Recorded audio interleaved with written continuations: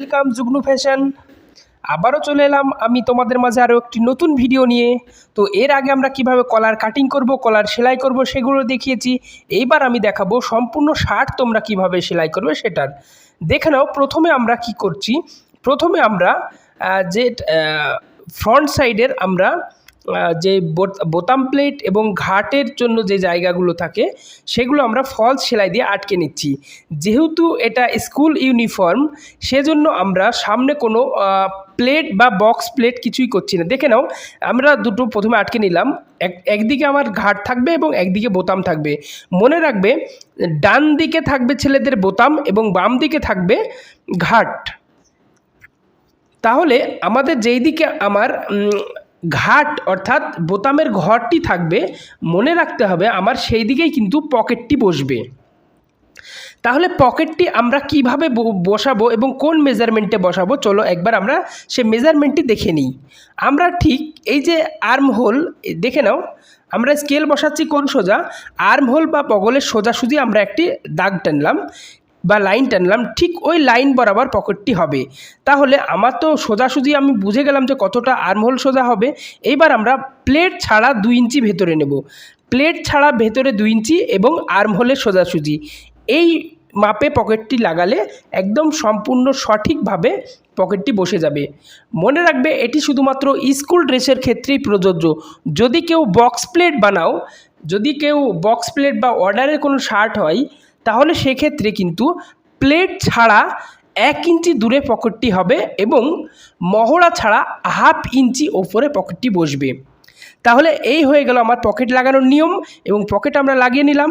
যদি কোনো school uniform হয় তাহলে স্কুলের লোগোটি অবশ্যই পকেটের ওপর বসাবে আগে, তারপরে পকেটটি লাগাবে।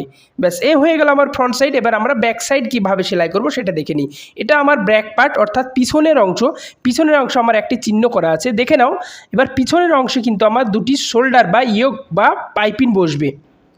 তাহলে আমার এই যে শোল্ডারের দেখো আমার মধ্যেখানে একটা চিহ্ন করা আছে এবং ব্যাক সাইডেরও আমার একটি চিহ্ন করা আছে। ঠিক শোল্ডারের পিছন সাইডের চিহ্ন এবং আমার ব্যাক সাইডের বা পিছন পার্টের চিহ্ন আমরা এক জায়গায় করব এবং একটি শোল্ডার ওপরে দেব এবং অপর একটি শোল্ডার আমার পিছন পার্টের তলাতে দেব। মনে রাখতে হবে আমার যে 3টি চিহ্ন যেন একই অ্যাঙ্গেল একই জায়গায় থাকে। এখানে যদি আমার চিহ্নটি যদি একটু এদিক ওদিক হয়ে যায় তাহলে কিন্তু আমার শোল্ডারটি ছোট এবং বড় হয়ে যাবে। সেক্ষেত্রে আমার শোল্ডারটি বাতিলও হয়ে যেতে পারে। তাই এখানে অবশ্যই মাথায় রাখতে হবে আমাদের চিহ্নগুলি সঠিকভাবে বসাতে হবে। এবার দেখে নাও, আমার সেলাই হয়ে গেছে। এইবার আমরা কি করব, শোল্ডারটিকে সোজা করে নেব। শোল্ডারটিকে সোজা করে নেওয়ার পর এই দিক দিয়ে একটা চাপ দিয়ে দেব, যদি সেটা অর্ডারের শার্ট হয়। যদি কেউ ভাবে যে আমরা স্কুল ইউনিফর্মে চাপ দিয়ে দেবো এটা দিয়ে, তাহলে কিন্তু আমার কাঁধে এবং হাত লাগানোর সময় আমার চাপ দিতে হবে। যদি কেউ এখানে চাপ সেলাই না দেয় তাহলে কোথাও কিন্তু আর চাপ দিতে হবে না। তো চলো এইবার আমরা পিছন পার্টের সঙ্গে আমরা সামনে পার্ট কিভাবে জুড়ে নিচ্ছি একবার দেখে নাও। পিছন পার্টের আমরা পিছন পার্টের একটি শোল্ডার নিলাম। যেহেতু আমার দুটো শোল্ডার ছিল, একটি ছেড়ে দিয়েছি এবং একটির সঙ্গে আমরা পিছন পার্টটির সঙ্গে সামনে পার্ট লাগাচ্ছি। তাহলে আমরা দেখবে বগলের সঙ্গে বগল লাগাবে বা মহড়ার সঙ্গে মহড়া এবং গলার সঙ্গে গলা লাগিয়ে এটি লাগিয়ে দিতে হবে। এইবার এখানে কিন্তু সব থেকে বোঝার বিষয় আছে, একবার দেখে নিতে হবে আমরা কিভাবে এই যে একটি পাইপিং ছেড়েছিলাম বা শোল্ডার ছেড়েছিলাম সেটিকে আমরা কিভাবে সেলাই করব। এই প্রথম পার্টটি আমি সরিয়ে দিলাম, এই ব্যাক পার্টটি সরিয়ে দিলাম। এইবার দেখো আমার এই যে শোল্ডার দুটোকে আমরা এবার এক জায়গায় করে দিলাম। ব্যাস, এইবার শোল্ডার দুটোকে আমরা এক জায়গায় করে সোজা করে আমরা সেলাই দিয়ে দেব। দেখে নাও, এইভাবে সেলাই করার একটাই কারণ হচ্ছে আমার শোল্ডারটির যে সেলাইটি হলো সেই সেলাইগুলো কিন্তু ইনসাইড সেলাই হয়ে গেল। সেলাইটি কিন্তু আর বাইরে থেকে দেখা যাবে না।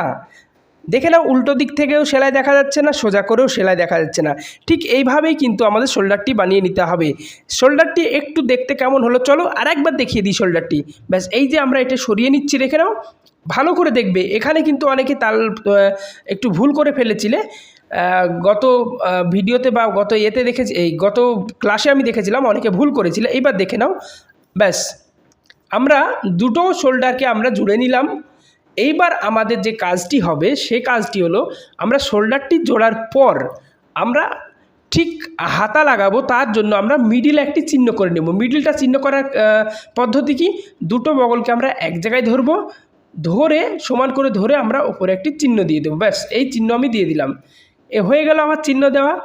ঠিক একই পদ্ধতিতে আমার দুই দিকে আমার দুই হাত যেহেতু দুই দিকে বসবে, দুই দিকে আমার একই রকম চিহ্ন করে নিতে হবে। এইবার চলো এবার আমরা হাতটিকে আমরা তৈরি করে নিই। হাতটি যেহেতু এটি আমার স্কুল ইউনিফর্ম হাফ হাতা, তাই আমরা প্রথমে আমরা হাতার ধারটি অর্থাৎ মুহুরি লাইনটি আগে মুড়ে নেব। ঠিক আমরা যেই মেজারমেন্টে রাখা ছিল সেই মেজারমেন্ট করে আমরা এটিকে মুড়ে নিচ্ছি, দেখে নাও। মনে রাখতে হবে এটি মোড়ানোর সময় যেন সেলাই যেন কোনো রকম বাঁকা না হয়ে যায়, এটি বাঁকা হয়ে গেলে প্লেটটি কিন্তু খারাপ হয়ে যাবে দেখতে। ব্যাস আমরা এবার এটিকে সেলাই করে দিই। তো দর্শক শ্রোতা বন্ধু, তোমাদের ভিডিওটি কেমন লাগছে অবশ্যই কমেন্টে লিখবে। এইবার চলো আমার হয়ে গেল হাতাটির মুহুরি সেলাই করা। এইবার দেখো আমরা একটা তালপাত শেপ আছে কিন্তু হাতে, তালপাত শেপ যেদিকে দেখো একটা চিহ্ন করে নিয়েছি, শেপটা যেদিকে থাকবে সেটা কিন্তু আমাদের হাতার সামনের সাইড থাকবে বা সামনের দিকে পড়বে শেপটা। তালপাত শেপ সবসময় সামনের দিকে থাকে। তো চলো আমরা এবার দেখে নিই হাতা লাগিয়ে, সামনে পিছন পার্ট দেখে নাও। এইবার আমরা দেখো হাতা লাগাচ্ছি, এই যে হাতা যখন লাগাচ্ছি আমার এই যে পিছন পাটের দিকে দেখো আমার শেপটি চলে গেছে তালপাতা, তাহলে এটি এটার জন্য নয় এই হাত। তাহলে এই হাতটি এবার দেখে নিই চেক করে, এই যে দেখে নাও এই যে আমার চিহ্নটা ধরে নিলাম, চিহ্নটা ধরার পর এইবার দেখে নাও আমরা এইটি হচ্ছে সঠিক। তাহলে তালপাত শেপ যেই দিকে থাকবে সেই দিকে হচ্ছে ফ্রন্ট পার্ট, এবং তালপাত যেদিকে শেপ না থাকবে সেটা হচ্ছে ব্যাক পার্টের দিকে থাকবে হাতটি। ব্যাস এইবার আমার হাতা দুটো লাগিয়ে নিলাম। এইবার আমরা হাতা দুটোর মুহুরি দুটোকে সমান করে ধরবো, ধরে এবার সেলাই করব। এখানে কিন্তু একটি জিনিস বোঝার আছে, সেটি হচ্ছে আমার মহড়া বা বগল দুটো যেন একদম সেন্টার মিলে যায়। এখানে কিন্তু যদি সেন্টারটা যদি ছোট বড় হয়ে যায় তাহলে কিন্তু শার্টটি রিজেকশন হয়ে যেতে পারে। ব্যাস এ হয়ে গেল আমার সাইডটি লাগানো। এইবার আমরা কি করব, নিচের অংশের আমরা নিচ অর্থাৎ ডাউন বা বটম লাইনটি আমরা এবার মুড়ে সেলাই করে দেব।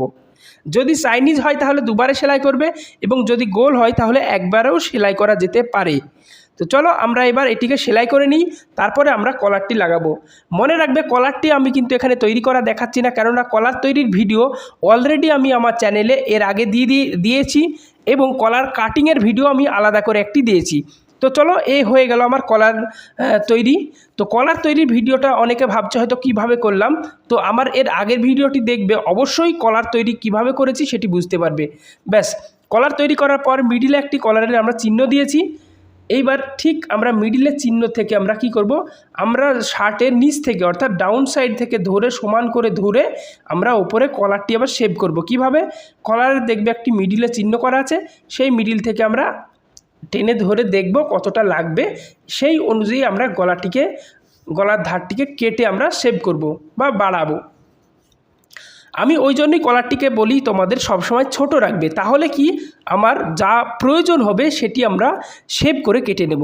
এই আমি দেখে নাও শেপ করে কেটে নিচ্ছি, শেপ করে কেটে নেওয়ার পর দেখি এবার মেলায় চলো। ব্যাস এই যে একদম 100% মিলে গেছে। তো চলো মিলে যখন গেল এবার আমরা এটিকে সেলাই করে লাগিয়ে দেখি কিভাবে। শার্টটিকে প্রথমে আমরা সোজা করে নিলাম, এবং সোজা দিক থেকে শুরু করে কলারটি আমরা স্টার্ট করব। দেখে নাও কলারের এই যে নিচের অংশ ব্যান্ডের তলের কাপড়টাই শুধু সেলাই হবে। দেখে নাও আমরা বডিতে একটি চিহ্ন করা আছে, কলারেও একটি চিহ্ন আছে। মনে রাখবে কলার লাগানোর সময় কলারের চিহ্ন এবং বডির চিহ্ন যেন 100-তে 100 অর্থাৎ 100% মেলা চাই। যদি এখানে ছোট বড় হয় তাহলে কলার লাগানোটা ভুল হয়ে যাবে, অর্থাৎ শার্টটি অল্টার হয়ে যাবে এবং বাতিলও হয়ে যেতে পারে। এইবার চলো আমরা সেলাই করার সময় দেখে নাও, আমি সেলাই করছি, দেখে নাও মিলে গেছে আমার। এইবার অর্ধেকটা আমি এদিক সেলাই করে নিলাম, বাকি অর্ধেকটা এদিক দিয়ে টেনে সেলাই করে দিলাম। এই আমার সেলাই হয়ে গেল। এইবার আমরা কি করব, ভেতরে একটু একটু করে কেটে দেব, তাহলে এটি আমার কলারটি ঘোরাতে বা লাগাতে সুবিধা হবে। কেননা এটি যদি আমরা না কেটে দিই তাহলে কলারটি সেলাই করার সময় কিন্তু ভেতর থেকে টান ধরতে পারে। ব্যাস এইবার আমরা এই যে কোনাগুলো ভালো করে স্ক্রুড্রাইভার দিয়ে বা শক্ত কোনো লোহার দণ্ড দিয়ে আমরা এটিকে তুলে নেব। এইবার চলো আমরা কি করব, এইখান থেকে সেলাইটা স্টার্ট করব। এইখান থেকে সেলাইটা স্টার্ট করে ঠিক আমরা কোনাগুলোকে মনে রাখবে, সবসময় কোনাগুলোকে খুব ভালো ফিনিশিং দেওয়ার চেষ্টা করবে, কেননা কলারের কর্নারগুলোই হচ্ছে মেন। এইবার হয়ে গেল, আমরা ঠিক এইটা দিয়ে সোজা করে আমরা সেলাই দিয়ে যাব এবং যেখান থেকে আমরা স্টার্ট করেছিলাম ঠিক সেখানে এসেই আমাদের কিন্তু এটাই শেষ হবে। মনে রাখবে একটি শার্ট কাটিং খুব কম সময়ের মধ্যে আমি তোমাদের দেখিয়ে দিলাম। তো প্রথমে তোমরা কি করবে, শার্টের কাটিংয়ের ভিডিওটি দেখবে, তারপরে তোমরা কাটিং করার পর পেস্টিং কিভাবে কলার কাটিং হচ্ছে সেটি দেখে নেবে, তারপরে কলারটি পেস্টিং করে নেবে এবং কলারটি কিভাবে তৈরি করছি সেটাও দেখে নেবে। তারপরে তোমরা ঠিক বডিটা ঠিক আমি যেইভাবে সেলাই করে আমি বসিয়ে দিলাম ঠিক একই পদ্ধতিতে বডিটি বানাবে এবং বডিটি যখন শেষ হয়ে যাবে ঠিক তোমরা কলার যেভাবে আমরা শেপ করে নিয়ে লাগাচ্ছি এইভাবেই শেপ করে নিয়ে লাগাবে, তাহলে একটি সুন্দর শার্ট তোমরা বানাতে পারবে। তো এই ছিল আমার আজকের ভিডিও। তো কেমন লাগলো তোমাদের ভিডিও আশা করি কমেন্টে অবশ্যই লিখবে। আর যদি আজকে চ্যানেলে কেউ নতুন হয়ে থাকো তাহলে আমার চ্যানেলটি অবশ্যই সাবস্ক্রাইব করবে এবং